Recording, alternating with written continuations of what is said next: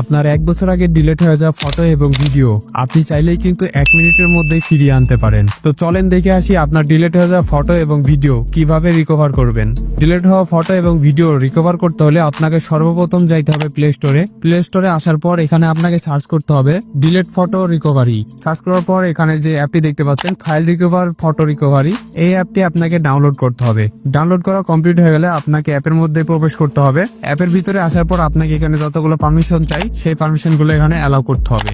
এখানে আপনার ভাষাটি সিলেক্ট করতে হবে ইংলিশ। দেওয়ার পর আপনাকে নেক্সটে যাইতে হবে। এখানে দেখতে পাচ্ছেন যে স্কিপ, এই স্কিপে ক্লিক করতে হবে। স্কিপে আসার পর এখানে কিছুক্ষণ লোড নেবে। এখানে আপনি কোন ফাইলটি রিকভার করতে চান এখানে আপনাকে সিলেক্ট করতে হবে।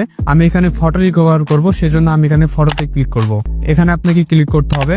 এখানে যে সমস্ত ফটো দেখতে পাচ্ছেন এগুলো কিন্তু আমি সবকিছু ডিলিট করে দিছিলাম, দেওয়ার পরে কিন্তু এটা রিকভার করে দিছে। এভাবেই কিন্তু আপনার ডিলিট হয়ে যাওয়া ফটো এবং ভিডিও 1 মিনিটের মধ্যেই রিকভার করতে পারবেন।